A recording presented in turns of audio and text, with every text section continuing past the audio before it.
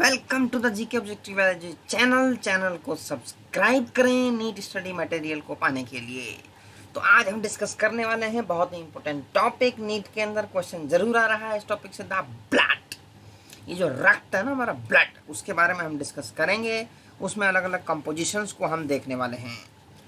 तो blood is a special connective tissue, पहला question यहीं से बन गया। What is the type of tissue the blood is? That is special connective tissue consisting of A fluid matrix, plasma and formed elements. इसकी composition है, इसमें तुम्हें ध्यान रखना है कौन सा कितने परसेंट है। क्वेश्चन वहीं से इसमें आ रहा है। तो पहले हम डिस्कस करेंगे प्लाज्मा की, फिर हम करेंगे फॉर्म्ड एलिमेंट्स। ये देखो, पहले प्लाज्मा है फिर फॉर्म्ड एलिमेंट्स है, दो हैं, ठीक है जी। अब हम एक एक करके इसको करते हैं डिस्कस। तो plasma is a straw coloured viscous fluid constituting nearly 55% of the blood. जब आप ब्लड को किसी टेस्ट ट्यूब में लेके थोड़ी देर छोड़ दो तो लाल वाला पोर्शन अलग हो जाएगा, पानी पानी अलग दिखेगा। दैट पानी वाला पोर्शन इज प्लाज्मा। तो प्लाज्मा के अंदर भी 90 से 92% जो है वो वाटर है। And protein contribute 6 to 8% of it. Plasma के अंदर 6 से 8% प्रोटीन होती है। तो ये परसेंटेज बेस्ड क्वेश्चन इसमें से पूछे जा रहे हैं। तो fibrinogen, globulins and albumins are the major proteins. तो ये तीन तुम्हारे मेजर प्रोटीन हैं, इनका फंक्शन नीचे दिया हुआ है। तो फाइब्रिनोजेंस जो होते हैं नीडेड फॉर क्लॉटिंग और कोगुलेशन ऑफ ब्लड में है। ग्लोब्यूलिन्स जो हैं वो इन्वॉल्व हैं डिफेंस मैकेनिज्म में। और एल्ब्यूमिन्स का मेजर रोल है ऑस्मोटिक बैलेंस में। तो इन तीनों का रोल भी दिया हुआ है जो कि बहुत ही इंपॉर्टेंट है और क्वेश्चन इनमें आ सकता है।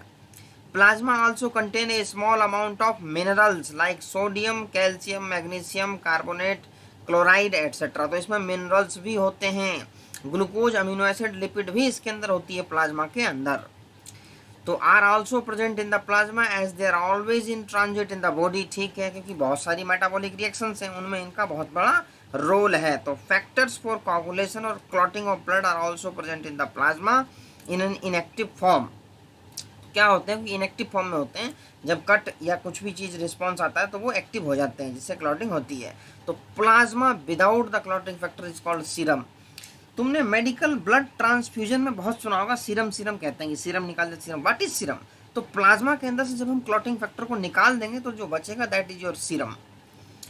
तो अब आ जाते हैं भैया फॉर्म्ड एलिमेंट्स के अंदर। तो ये 45% बना रहे हैं फॉर्म्ड एलिमेंट। क्या क्या आते हैं इसके अंदर? एरिथ्रोसाइट्स आते हैं, that is your RBC. Leucocytes आते हैं, दैट इज योर डब्ल्यूबीसी। और प्लेटलेट्स, ये तीन हमारे मेजर इसके अंदर हैं जो कि 45% करते हैं। एरिथ्रोसाइट्स की बात करते हैं, रेड ब्लड सेल्स बोलते हैं, are the most abundant of all the cells in the blood. ठीक है, a healthy adult man has on an average 5 millions to 5.5 millions of RBC per millimetre cube of blood. मतलब ये 5 to 5.5 millions, it's very large number in per millimetre cube. तो RBC are formed in the red bone marrow in the adult. ये ध्यान रखना है, red bone marrow दो type की होती है, एक येलो बोन मैरो भी होती है, लेकिन ये बन रही है तुम्हारी रेड बोन मैरो में। तो RBC are devoid of nucleus in most of the mammal, लेकिन सब में नहीं है। मैक्सिमम ऑफ द मैमल्स में आरबीसी नहीं है, लेकिन कुछ में है। And are biconcave in shape. तो they have a red coloured iron containing complex protein called haemoglobin. तो यही इसकी खासियत है, haemoglobin. Hence the colour and name of these cells, तभी इसका नाम आरबीसी पड़ा है।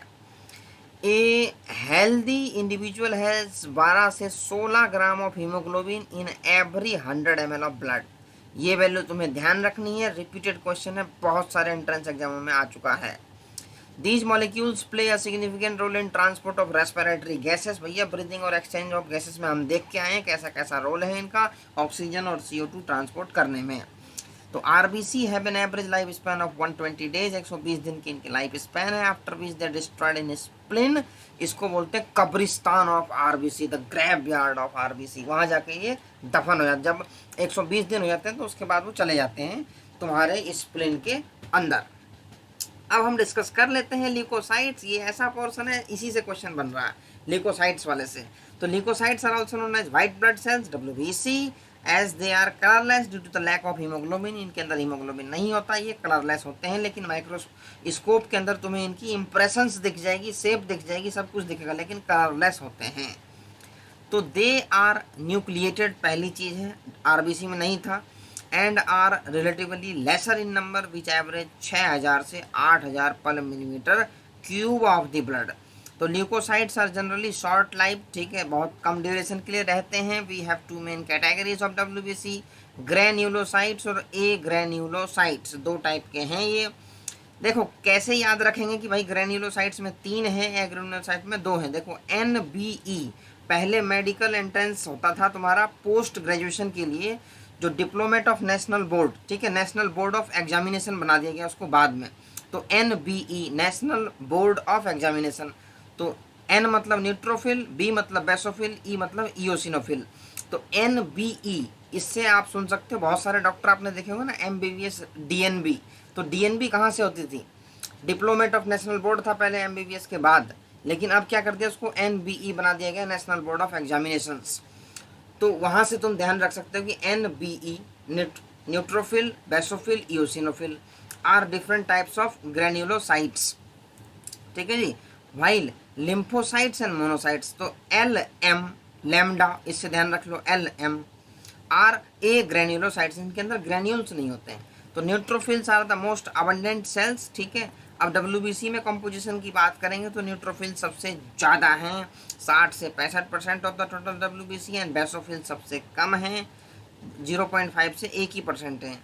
अब देखो न्यूट्रोफिल्स एंड मोनोसाइट्स, ये जो दो सेल्स हैं ये 6 से 8% हैं, are phagocytic cells which destroy foreign organism entering the body. तो न्यूट्रोफिल्स और मोनोसाइट्स ये तुम्हारे किस टाइप के हैं? फैगोसाइटिक नेचर के ये हैं, ठीक है, ये चीज़ तुम्हें ध्यान रखनी है, फैगोसाइटिक नेचर के हैं। तो basophils secrete histamine, serotonin, heparin etcetera and are involve in inflammatory reactions. तो बेसोफिल्स का रोल बहुत ज़्यादा है इन्फ्लेमेटरी रिएक्शंस में। तो जब किसी को एलर्जी हो जाती है ना, तो इसका लेवल चेक करते हैं, बेसोफिल्स का, इओसिनोफिल्स का। तो eosinophils resist infection and are also associated with allergic reaction, ठीक है। जैसे इओसिनोफिल का लेवल ज़्यादा आके कहीं एलर्जी हो रही है। तो अब हम इस डायग्राम पे देख लेते हैं। ये देखिए आरबीसी है, ये प्लेटलेट्स हैं, ये इओसिनोफिल्स हैं, ये बेसोफिल्स हैं, ये न्यूट्रोफिल्स हैं, ये मोनोसाइट्स हैं। देख के ही पता लग रहा है कि it is phagocytic in nature. ये तुम्हारे T लिम्फोसाइट और ये हैं तुम्हारे B लिम्फोसाइट। आरबीसी के अंदर न्यूक्लियस नहीं है। तो लिम्फोसाइट 20 से 25% are of 2 major type B and T lymphocyte responsible for immune response of the body. Matching type में क्वेश्चन आया हुआ था 2020 के अंदर, और भी पहले 2-3 क्वेश्चन आ रखे हैं कि भाई इधर लिखा हुआ था WBC का नाम और उसका फंक्शन या फिर उसकी कंपोजिशन, उसके बेसिस पे क्वेश्चन डिजाइन था, मैचिंग टाइप में करना था। तो platelets are also called thrombocytes, are cell fragments produced from megakaryocyte. ध्यान रखना कहाँ से प्रोड्यूस होते हैं, special cells in the bone marrow. तो ब्लड नॉर्मली कंटेंट 1.5 लाख से 3.5 lakh platelet per millimetre cube. Platelets can release a variety of substances, most of which are involved in the coagulation of blood or the clotting of blood. A reduction in their number can lead to clotting disorders, which will lead to excessive loss of blood from the body. तो अगर तुम्हारे platelet खत्म हुए तो भैया बहुत सारे जो हैं डिसऑर्डर हो जाएंगे ब्लड क्लॉटिंग से रिलेटेड। तो इसके साथ ही ये जो टॉपिक है तुम्हारा ब्लड का, इसकी कंपोजिशन की, ये टॉपिक तुम्हारा खत्म हुआ।